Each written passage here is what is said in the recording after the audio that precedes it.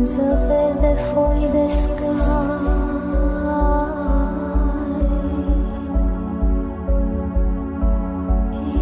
inima te potrei dare.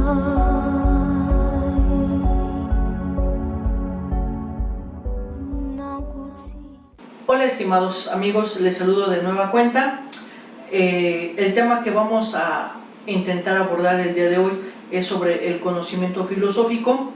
Ya hemos realizado una serie de videos donde expresamos los diversos tipos de conocimiento, y en lo particular para mí es el conocimiento por excelencia, porque trata de demostrar la existencia de las cosas visibles a los sentidos, como de esas cosas que solamente son o tienen esencia pues en la razón humana. Bueno, al intentar abordar este tipo de conocimiento filosófico, primero vamos a intentar definir el uso y el significado de lo que es la filosofía. ¿Por qué? Porque a lo largo de la historia del pensamiento filosófico nos hemos dado cuenta que hay diferentes significaciones que le dan a la filosofía, y obviamente como consecuencia al conocimiento filosófico, por toda la evolución del pensamiento y de los contextos sociales, políticos y económicos que se viven en la historia de la humanidad. En primer lugar tenemos pues al Eutidemo platónico, donde se nos remarca que la filosofía es el uso del saber para la ventaja del hombre. Y esto es muy evidente porque todo lo que nosotros sabemos siempre lo utilizamos para algo bueno o para algo malo. Sin embargo, siempre tiene una intencionalidad. Por lo tanto, esto implica dos cosas. La primera, que el conocimiento, la sabiduría es una posesión o una adquisición, ¿sí? Que al mismo tiempo este conocimiento es válido y extenso posible. ¿Por qué? Porque nosotros cada vez que conocemos algo, aumentamos nuestro conocimiento, ¿sí? Lo que no sabíamos hoy, lo vamos a descubrir el día de mañana, y vamos a aumentar esa conceptualización o ese significado de la expresión pues de la realidad, y va a quedar pues obviamente más completa nuestra argumentación. La segunda implicación es que el uso de este conocimiento es en beneficio del hombre, ¿sí? ¿Por qué en beneficio del hombre? Nosotros lo podemos referir en lo siguiente: quien tiene el conocimiento, quien tiene el poder de ese conocimiento, casi siempre manipula a las otras personas, ¿sí? ¿Para qué? Para que hagan las cosas que él quiere, o producir las cosas que él quiere de alguna manera. ¿Por qué? Porque él se le considera el sabio, se le considera pues el que tiene la razón, por decirlo así, y quien descubre el sentido del cómo elaborar las cosas. Bien, Descartes por su parte dice que la palabra filosofía significa el estudio de la sabiduría, y por sabiduría no se entiende solo la prudencia en los negocios, sino en un perfecto conocimiento de todas las cosas que el hombre puede conocer, ya sea para la conducta de su vida o para la conservación de su salud y la invención de todas las artes. Es decir, la sabiduría no es el saber hacer las cosas, ¿sí? Sino que la perfecta sabiduría es el preguntarse sobre la esencia, sobre el origen de las cosas, buscando las razones, y solamente así nosotros podemos construir algo diferente al ordinario. ¿Y qué es eso diferente al ordinario? Pues es el dejar un legado en nuestra sociedad, el dejar una corriente de pensamiento, el dejar un arte que no solamente se refleja con algo palpable, una composición musical, una obra de teatro, una sinfonía, un poema, un libro, no, sino que también se manifiesta esta belleza cuando nos preguntamos sobre el ser, sobre la esencia, sobre estas preguntas existenciales: ¿para el qué estoy aquí? ¿Cuál es mi misión? Etcétera. Este tipo de respuestas se reflejan en nuestra conducta, porque de alguna manera nuestra esencia nos impulsa a automáticamente alcanzar ciertos objetivos o ciertas metas que nosotros tenemos. Por su parte, Hobbes nos dice que la filosofía es por un lado un conocimiento causal, por el otro la utilización de este conocimiento en beneficio del hombre. Nosotros conocemos las cosas por la mera casualidad, ¿sí? ¿Por qué por la mera causalidad? Porque se nos presentan o se nos aparecen a nuestros sentidos. Las cosas están no porque nosotros deseamos conocerlas, sino que nosotros tenemos el uso de razón y empezamos a observar, a analizar las cosas que están visibles en el mundo para dar una respuesta y un sentido y una significación a cada uno de los entes que nosotros percibimos por medio de nuestros sentidos. Y obviamente esta utilización de estos conocimientos que los adquirimos por medio de nuestros sentidos, vamos a obtener así un beneficio para nosotros. Y ese beneficio pues se va a ver reflejado en las acciones de nuestra vida. Kant define el concepto cósmico de la filosofía como el de una ciencia de la relación de todo conocimiento al fin esencial de la razón humana. Para muchos van a decir que la filosofía es la madre de todas las ciencias, y quizá posiblemente lo sea, porque trata de ordenar el mundo, trata de darle a cada una de las diferentes ciencias sus propios objetos de estudio. Por eso, en algunas ocasiones vamos a escuchar que la filosofía es una ciencia absolutista. ¿Por qué una ciencia absolutista? Porque trata de dar respuesta a todo, y de allí entonces que tengan una razón de ser todas las ramas de la filosofía, como filosofía del lenguaje, filosofía del derecho, ¿sí? Filosofía de la religión, filosofía de la educación, donde la filosofía inmediatamente termina metiendo sus argumentos para que este mundo esté ordenado y el hombre pueda regir su vida, ¿no? Y este va a ser el sentido cósmico que Kant le da a la filosofía. Dewey, por su parte, dice que es una crítica a los valores, o sea, una crítica de las creencias, una crítica de las instituciones, una crítica de las costumbres y una crítica a los usos desde este punto de vista de su repercusión sobre el bien. Es decir, la filosofía siempre va a cuestionar, ¿sí? El conocimiento filosófico siempre va a cuestionar sobre el por qué, ¿sí? El por qué crees, el por qué tienes este rito, el por qué sigues estas leyes, el por qué sigues estas costumbres, qué sentido tienen para la vida del hombre, ¿sí? Entonces, ¿por qué va a cuestionar? Porque al igual que las demás ciencias y que los demás tipos de conocimiento, busca el bien común, y ese bien común pues es explicar todas las cosas y que el hombre llegue a la verdad. El escepticismo antiguo, por su parte, señala que la filosofía es un uso determinado del saber para conseguir una ventaja, lo que ya hemos mencionado con anterioridad. Siempre vamos a utilizar de una manera determinada lo que sabemos. No lo vamos a utilizar, como decimos coloquialmente, de oquis, ¿sí? Siempre le vamos a buscar una producción, ya sea para beneficiar o para perjudicar. Wittgenstein afirma que la finalidad de la filosofía es hacer desaparecer los problemas filosóficos mismos y de eliminar la propia filosofía o de curarse de ella. No apela a un conocimiento diferente de filosofía. La liberación de la filosofía es la ventaja que el uso del saber puede procurar. Es decir, lo rico de la filosofía es que no muestra una sola respuesta, sino que hay múltiples respuestas, y eso enriquece a la sabiduría humana, al conocimiento humano. ¿Por qué?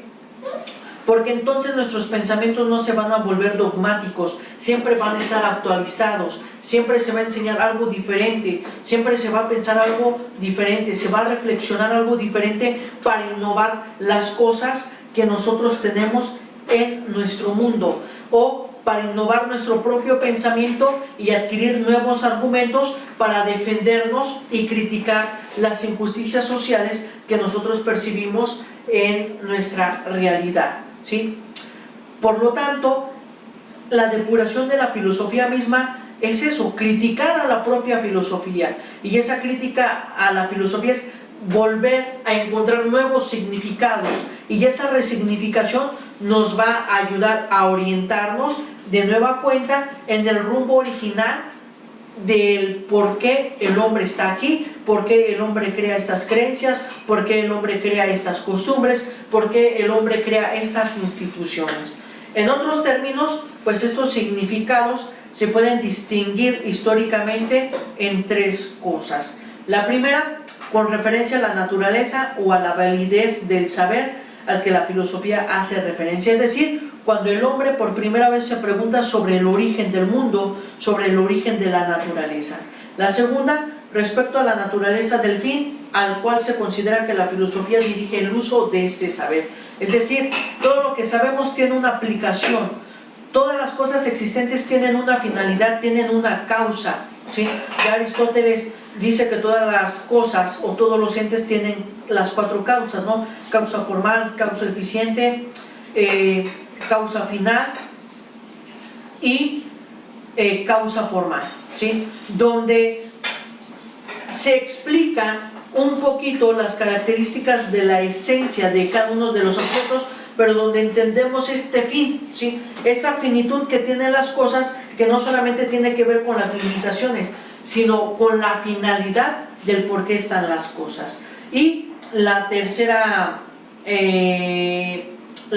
significación o clasificación de significados es que se pueden distinguir los significados del término con referencia a la naturaleza del procedimiento que se considera propio de la filosofía, es decir, cómo se elaboran las cosas, para qué se elaboran las cosas, ¿no?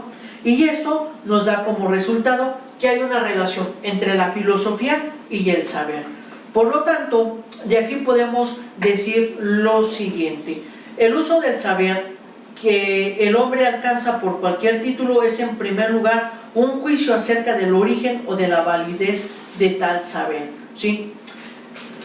Nosotros en la vida cotidiana consideramos a un sabio aquel que tiene títulos y decimos que es un juicio, ¿sí? Es un juicio porque al mostrarnos el título de licenciatura, de maestría, de doctorado, lo consideramos como una persona sabia.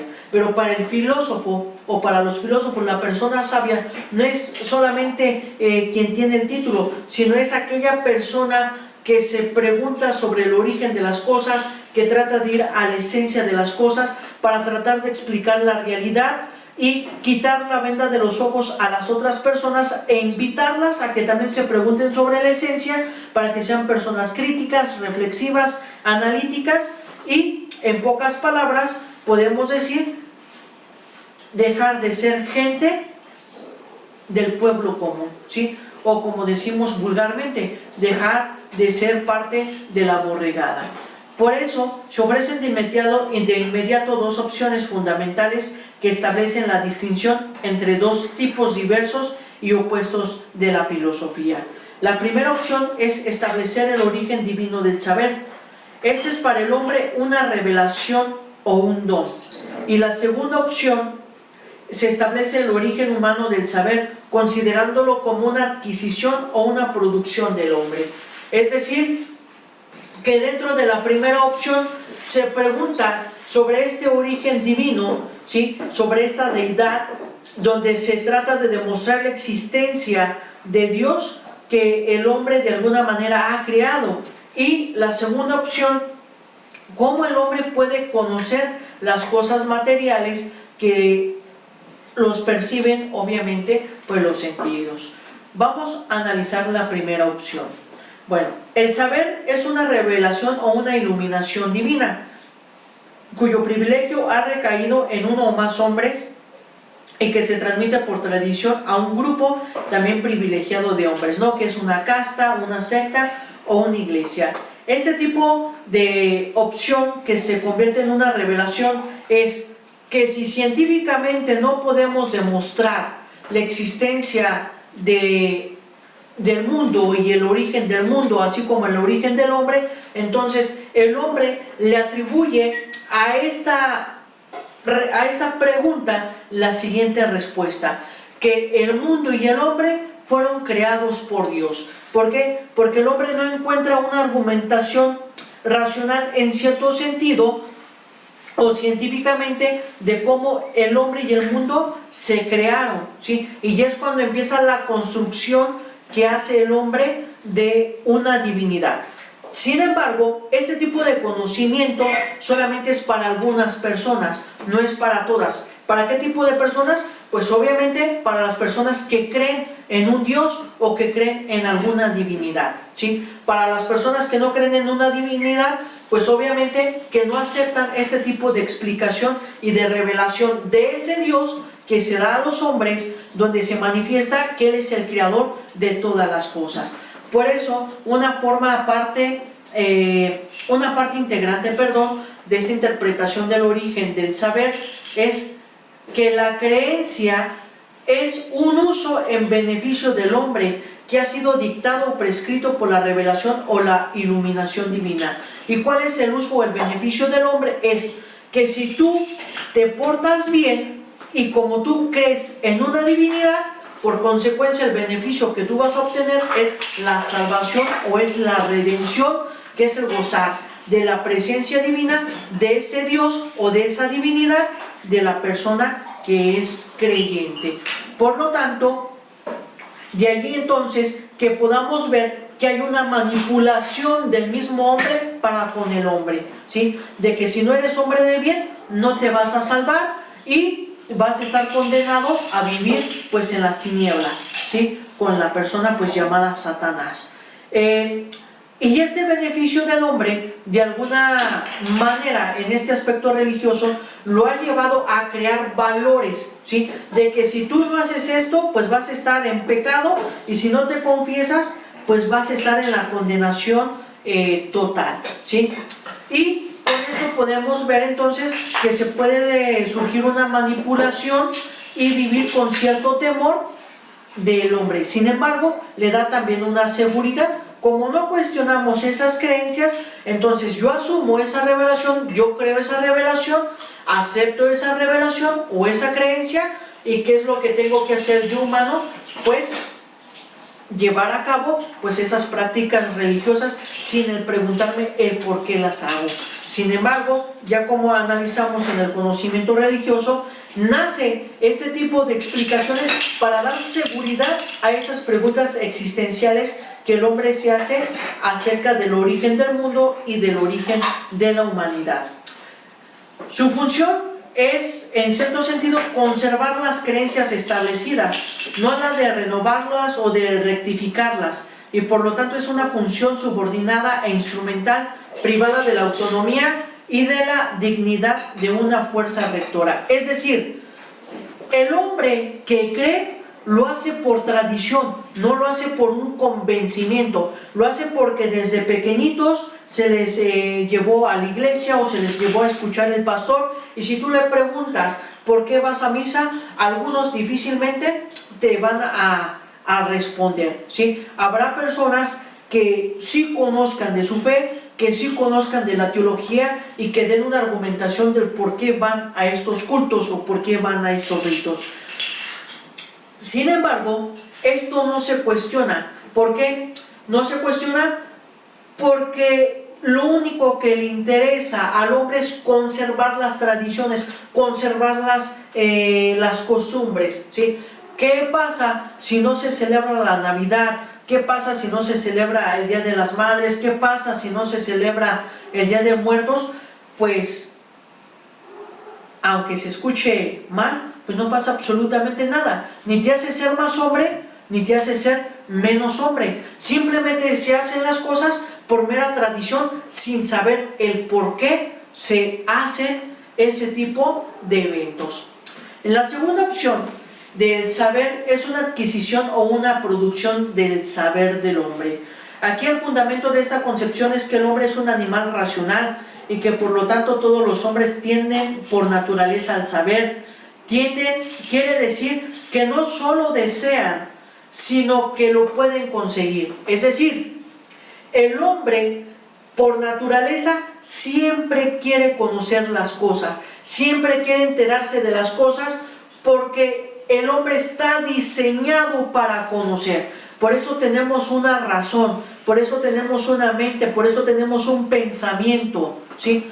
Y aunque vamos a entrar al mundo mundano, al mundo coloquial, podemos decir es que no es que la gente sea chismosa, no, sino que la gente quiere saber, quiere ser sabionda, quiere ser conocedora. Por eso se entremete entre tantas situaciones para estar enterado, porque esa es la naturaleza del hombre, conocer las cosas, ¿sí? Conocer las cosas e interpretar lo que está haciendo. Por eso no solamente es un deseo, sino que es un compromiso para conseguir esa sabiduría y ese conocimiento para que se refleje en mi conducta, o bien para yo también dar un aporte o una opinión de esa situación que nosotros estamos analizando. El saber en este sentido es desde un punto de vista pues no privilegiado o patrimonio reservado a unos cuantos, sino que el conocimiento es para todos. Este tipo de conocimiento filosófico es para todos. Sin embargo, no todos logran tener este conocimiento filosófico, porque no a todas las personas pues les gusta pensar, les gusta reflexionar, a pesar de que diario estamos pensando en algo, ¿no? ¿Y por qué no es privilegiado? Porque cada uno de nosotros puede contribuir a la adquisición de este conocimiento y también al incremento de este conocimiento. ¿Por qué? Porque yo alimento este saber con los diferentes puntos de vista de las otras personas y amplío mi conocimiento, ¿sale? Por lo tanto, entonces se tiene un derecho a juzgarlo, y esto es aprobarlo o rechazarlo.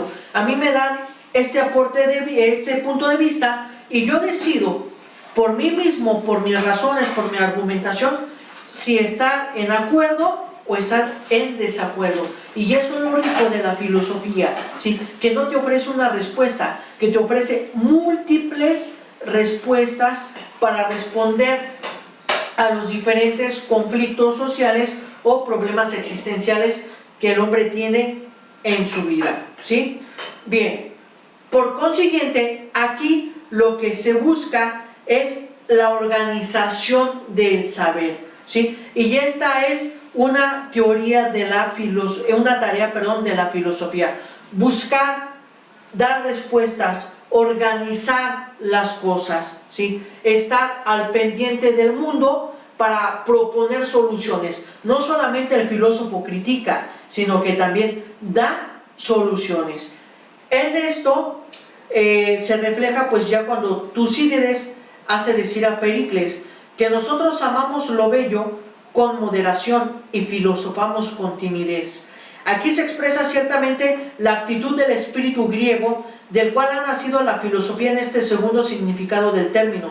Pericles no aludía a una disciplina específica, sino a la búsqueda del saber y poner a prueba cualquier creencia posible, ¿sí? Nosotros nos gusta pensar, admiramos de lo bello, pero algunas personas mostramos ese pensamiento con timidez, y esa timidez es al rechazo de que mi pensamiento va a estar mal, mi argumentación va a estar mal. No, aquí la filosofía invita a la reflexión, invita al análisis, invita a la explicación de cada una de las cosas. Por eso el compromiso de toda investigación en cualquier campo es que obedezca solo a las limitaciones o a las reglas de ella misma, que reconozca como válidas desde la posibilidad y desde la propia esencia descubridora y confirmadora.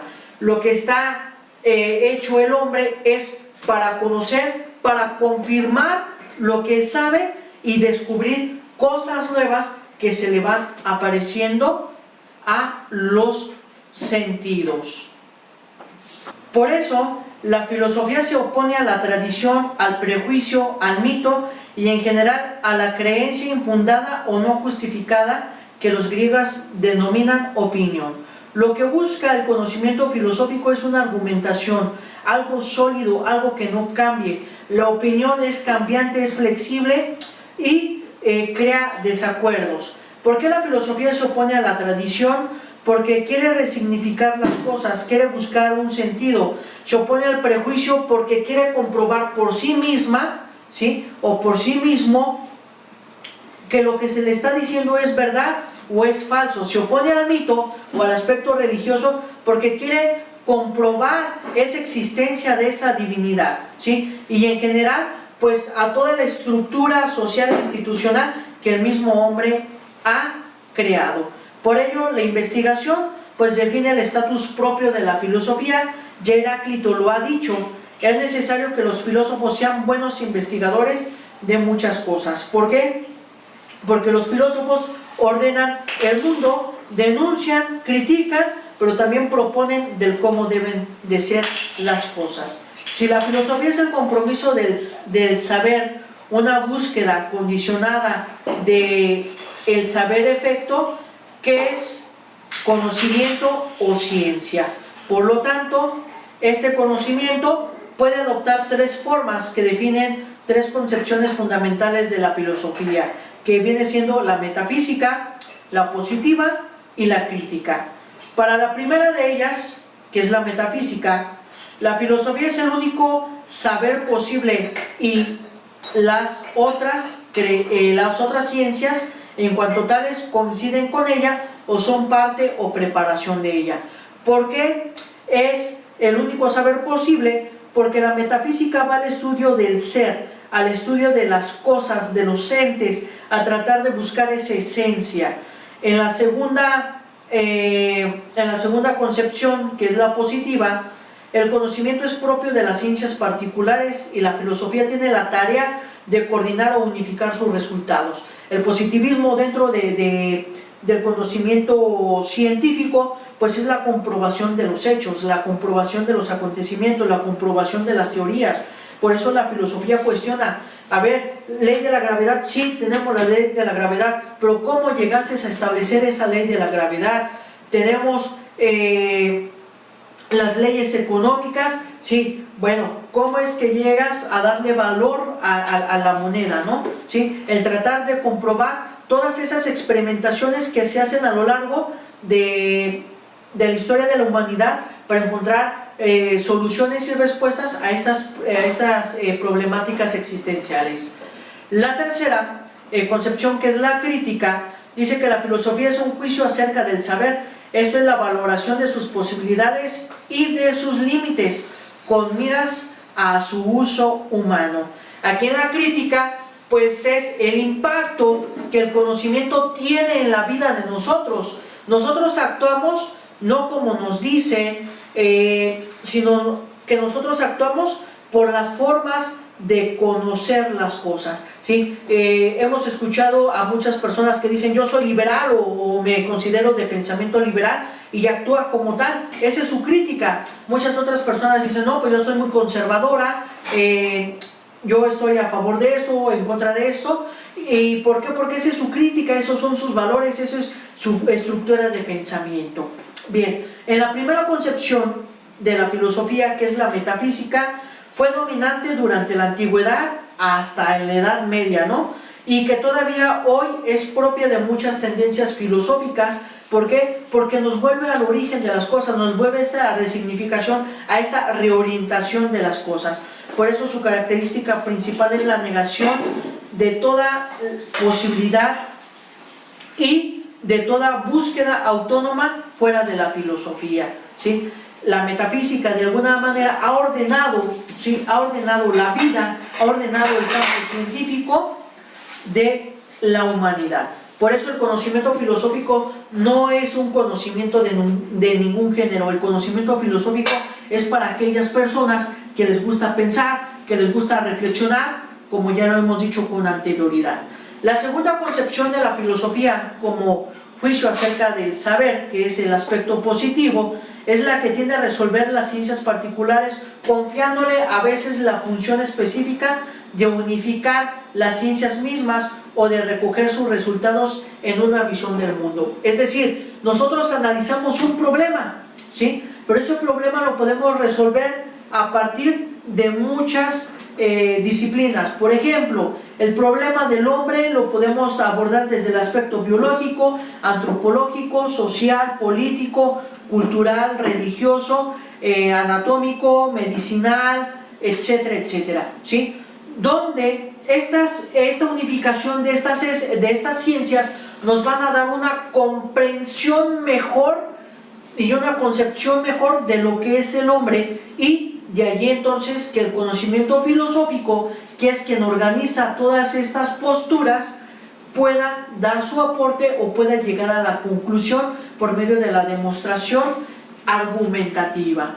En esta tercera concepción de la filosofía como juicio acerca del saber es la que puede denominarse como crítica y consiste en reducir la filosofía en este aspecto a una doctrina del conocimiento o a la metodología. Según esta concepción, la filosofía no aumenta la cantidad del saber mismo, por lo tanto, no puede denominarse propiamente conocimiento. Su tarea es más bien ensayar la validez del saber determinado, sus límites y sus condiciones, sus posibilidades efectivas. Es decir, la crítica es nuestra forma de pensamiento, es nuestra forma de expresión, es nuestros valores que van rigiendo nuestra existencia, que van rigiendo nuestra vida, ¿sí? Es nuestro propio método con el cual nosotros adquirimos cierto conocimiento. De ahí entonces que nosotros encontremos una relación de la filosofía y el uso del saber. Se considera dentro del uso del saber humano que tiene dos características. La primera, aquella según la cual la filosofía es contemplativa y constituye una forma de vida que es finalidad en sí misma. Es decir, la filosofía es contemplación, ¿sí? Pero contemplación de las esencias, contemplación del conocimiento, es una sed de conocer el porqué de las cosas, el conocer las causas de las cosas, ¿sí? Y tiene su finalidad en sí misma, porque ese conocimiento a mí me va a cambiar, ¿sí? A mí me va a cambiar mi forma de pensamiento. Y la segunda característica es aquella según la cual la filosofía es activa y constituye el instrumento de modificación o de rectificación del mundo natural o humano. Es decir, lo que yo sé, lo aplico, por eso se refleja o se hace una transformación en la conducta del hombre, ¿sí? Y eso hace ser el conocimiento filosófico el conocimiento de la excelencia, porque no solamente yo me quedo con el conocimiento, sino que también comparto el conocimiento y no queda allí en compartirlo, sino que ese conocimiento lo hago vida, y cuando lo hago vida, hago de mi vida una obra de arte, y al ser de mi vida una obra de arte, entonces el hombre alcanza su plenitud. ¿Y cuál es la plenitud? La trascendencia, ¿sale? Por eso, esta primera interpretación, la filosofía se agota en el individuo, ¿sí?, que filosofa, es decir, la filosofía es contemplativa y se va a agotar en mí, ¿sí?, porque yo voy a adquirir esa reflexión. Y la segunda interpretación, lo que ya habíamos dicho, es que la filosofía trasciende al individuo, ¿sí?, y concierne precisamente las relaciones con la naturaleza, con los hombres, por lo tanto, se hace con la vida asociada. El concepto de la filosofía como contemplación es inherente, en primer lugar, a las filosofías de tipo oriental, que ponen como finalidad de la filosofía la salvación del hombre. Esa salvación del hombre no significa la salvación del alma, sino esa salvación del hombre de ser un hombre diferente a los demás, de ser un hombre no ordinario, sino un hombre que vive para los demás y que no vive para sí, ¿sí? Es una liberación del pensamiento, es una liberación de un estado en el cual toda actitud es imposible o carece de sentido. Se libera del sinsentido y busca y se interesa por el buscar la esencia de las cosas, de buscar el sentido de las cosas, del por qué hago esto, por qué hacemos aquello, etc. Y lo impresionante de esto es que se llega a una transformación del mundo humano, ¿sí? ¿Por qué el mundo ha cambiado? Porque hay grandes pensadores, porque hay grandes filósofos que han levantado la voz diciendo lo incorrecto que está haciendo la sociedad y cómo podemos sobrellevar de la mejor manera las cosas. Por eso aquí tenemos otra relación del conocimiento filosófico, que es la filosofía y sus procedimientos. La filosofía tiene dos procedimientos porque tenemos diferentes tipos de conocer. La primera es que la filosofía es sintética o creadora, que producen conceptualmente su objeto sin reconocer límites o condiciones a este objeto, sin conocer también límites o condiciones a este trabajo de construcción.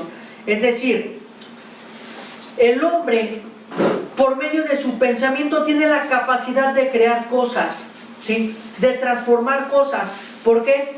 Porque las deducciones de su experiencia lo han llevado a tener ciertas necesidades que el hombre, por medio de la imaginativa, por medio de la inventiva, ha hecho las cosas físicas para satisfacer esas necesidades.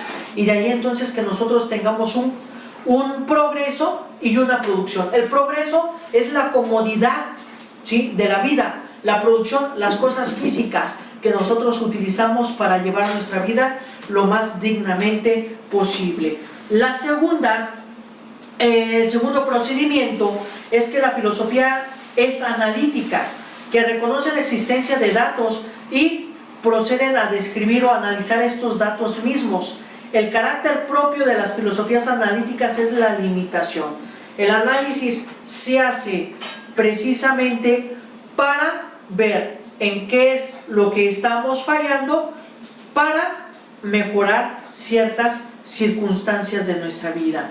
Bien, en el primer procedimiento, que es el aspecto sintético, no se puede apelar al control de las situaciones, hechos o elementos independientes de suyo.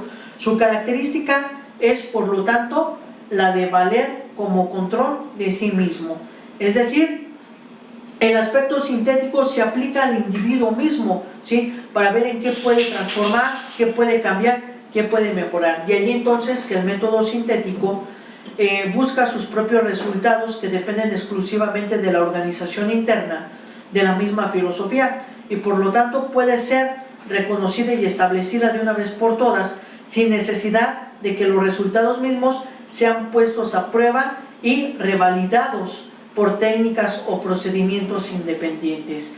De ahí entonces que Hegel haga la siguiente aportación, donde manifiesta que la filosofía no tiene ventaja de la que gozan las otras ciencias, de poder presuponer sus objetos como inmediatamente dados por la representación y el método de su conocimiento, como ya admitido desde el punto de partida y en el procedimiento sucesivo. Es decir, la única ventaja que no tiene el hombre es que la demostración argumentativa, ¿sí?, no va a ser una demostración científica, sino va a ser una demostración abstracta, y esta demostración abstracta no va a ser la misma para todos. ¿Por qué no va a ser la misma para todos? Porque todos tienen diferente estilo de pensamiento.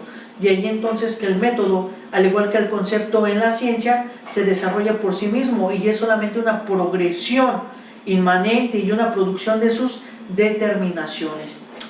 De allí entonces que la más alta dialéctica del concepto es producir y entender la determinación, no simplemente como límite o posición, sino extrayendo de ella el conocimiento y el resultado positivo, en cuanto únicamente con ello es desarrollo y progreso, sino el alma propia del contenido, la cual hace germinar sus ramas y sus frutos orgánicamente. Es decir, que la síntesis se da con ese diálogo que nosotros tenemos con el mundo, con ese diálogo de nuestra realidad, con ese diálogo de ver qué necesidades tenemos para transformar el mundo, para trascender en el mundo. De ahí entonces que el método iniciado por Descartes, que es la duda metódica, rechaza todos los métodos dirigidos a conocer lo que por su contenido es infinito. Se abandona por lo tanto a la desenfrenada arbitrariedad de las imaginaciones y de las aserciones, a una presunción de moralidad y orgullo de sentimiento, o a un desmesurado opinar irracional, el cual se declara de modo más enérgico contra la filosofía y los filomenas. Sí, este método que nos va a ayudar a alcanzar la verdad de las cosas, que nos va a ayudar a discernir entre lo bueno y lo malo. De ahí entonces que esta concepción se le atribuye el procedimiento filosófico de la producción de su objeto, ¿sí? Y ya sea del objeto lo infinito mismo, es decir, lo absoluto Dios, que en sí resuelve o anula todo hecho o toda cosa finita. De ahí entonces que Fichte considera que a la vez que su forma, la doctrina de la ciencia debería de producir también el contenido, como lo hace la filosofía. La filosofía produce su propio contenido y que el contenido de la doctrina de la ciencia encerraba en sí todo posible contenido, que por lo tanto era el contenido absoluto. Es decir, la filosofía, al igual que las ciencias, tratan de dar una respuesta absoluta a todas esas preguntas existenciales que el hombre tiene o se hace a lo largo de su vida. Sin embargo, quien trata de dar más respuesta a estos conflictos existenciales, pues es nada más y nada menos que la filosofía. Por ello, Spinoza menciona que el método sintético es un objeto de la necesidad con la cual todas las cosas resultan de la naturaleza divina. ¿Por qué? Porque el hombre tiene una parte que lo hace diferente a las demás especies. ¿Y qué es lo que lo hace diferente? La razón. Y la razón es un aspecto divino, porque gracias a ella tenemos las cosas con las cuales nosotros gozamos cómodamente nuestra vida. Y ahí entonces que el método sintético revela en su característica más sugestiva la pretensión de valer como una mirada divina posada sobre el mundo, como el conocimiento mismo que Dios tiene de sí y de sus creaciones. Es decir, si Dios tiene una razón y el hombre tiene una razón, entonces el hombre puede conocer sus propias creaciones, pero también se puede conocer a sí mismo. Por eso dice, la razón de ser es Dios y la razón del ser es el hombre. ¿Por qué? Porque el hombre también se puede conocer, porque el aspecto divino del hombre es su razón misma. Respecto al procedimiento analítico, tenemos lo siguiente, ¿sí? Que la filosofía se reconoce negativamente por su falta de pretensión de valer como conocimiento divino del mundo, y positivamente por el reconocimiento de un límite de sus posibilidades y de un control de sus resultados. Es decir, el conocimiento filosófico es limítrofe porque nuestra razón es limitada, ¿sí? Nuestra razón no puede conocer todo, ¿sí? Porque eso faltaría tiempo y porque el conocimiento se actualiza pues constantemente, ¿no?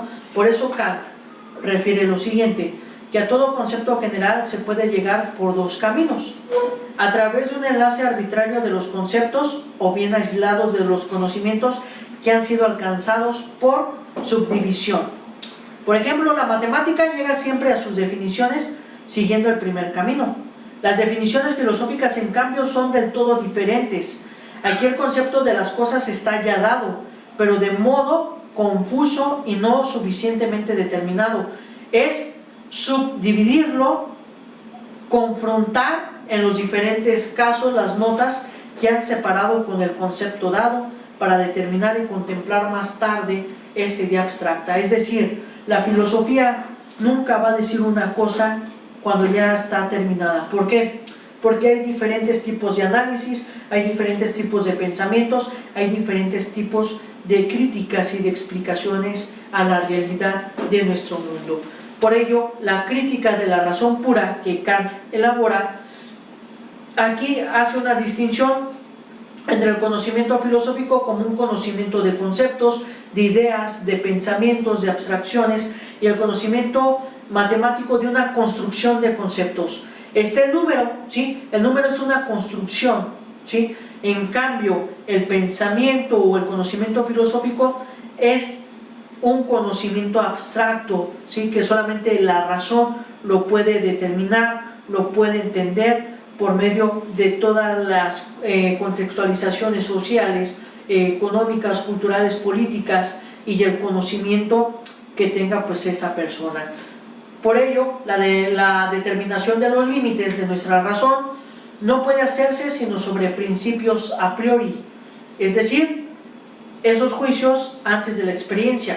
Las limitaciones de la razón que viene a ser el conocimiento, así sea indeterminado, de una ignorancia nunca, ¿sí?, eliminable del todo, puede ser conocida a posteriori, es decir, después de la experiencia. Aquello que en todo saber no queda siempre todavía por saber, es decir, el saber nunca se termina, el saber constantemente se está construyendo, el saber siempre se está haciendo.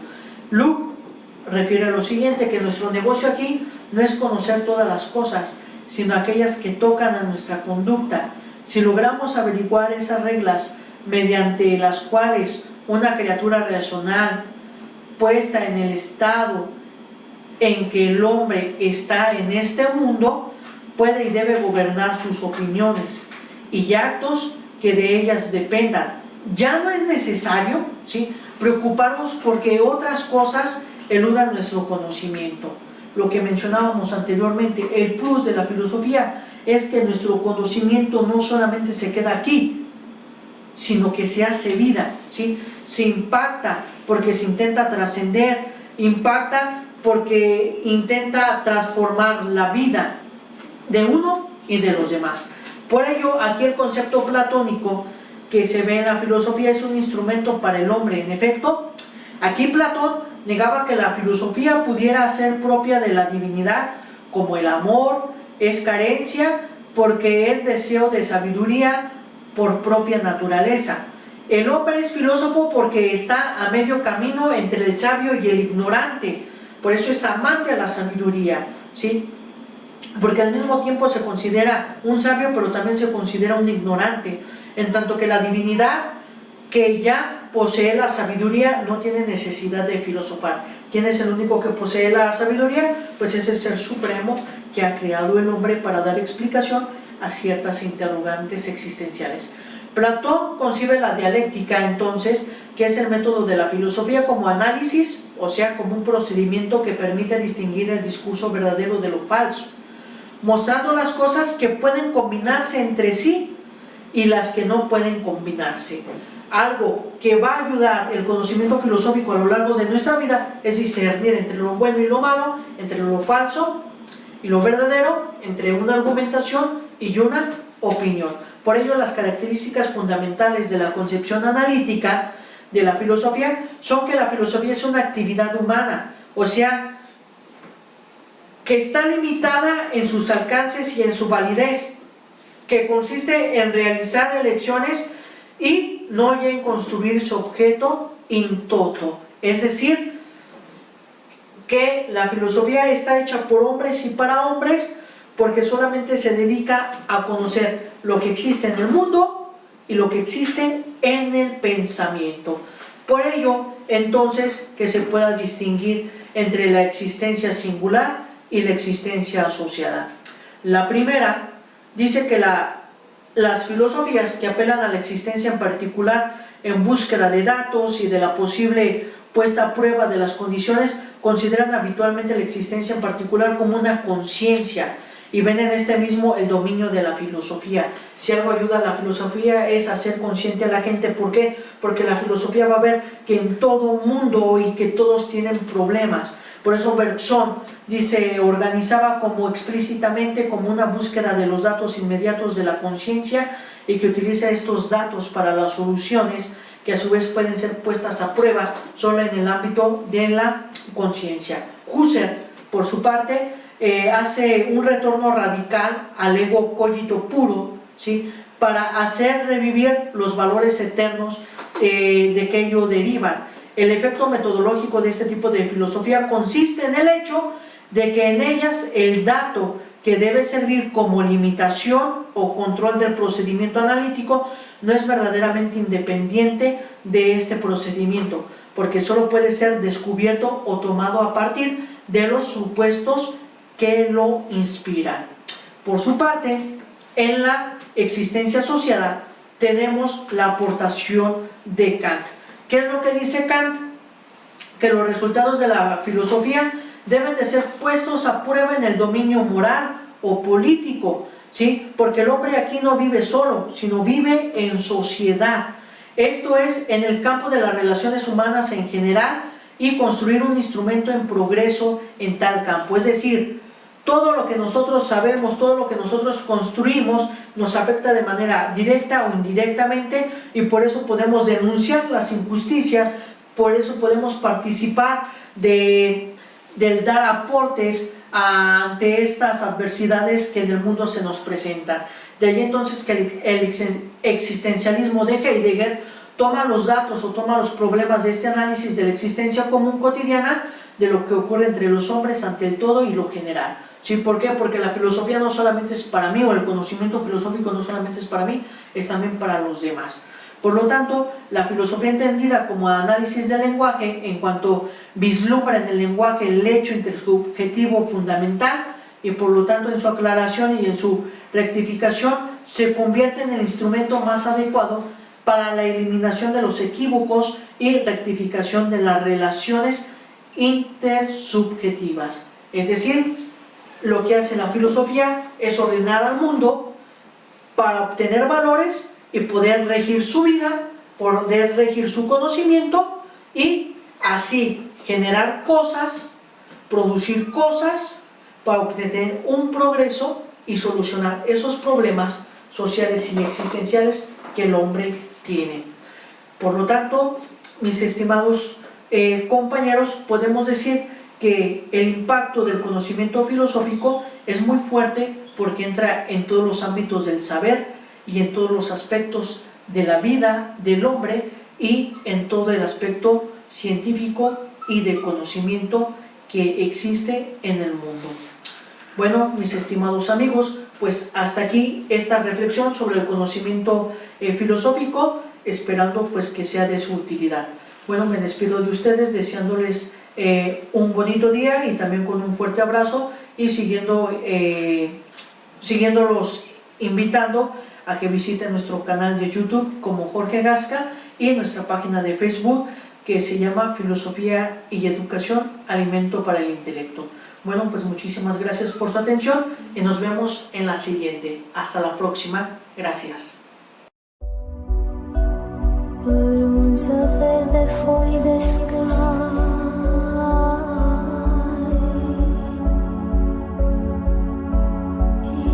inima de putere da.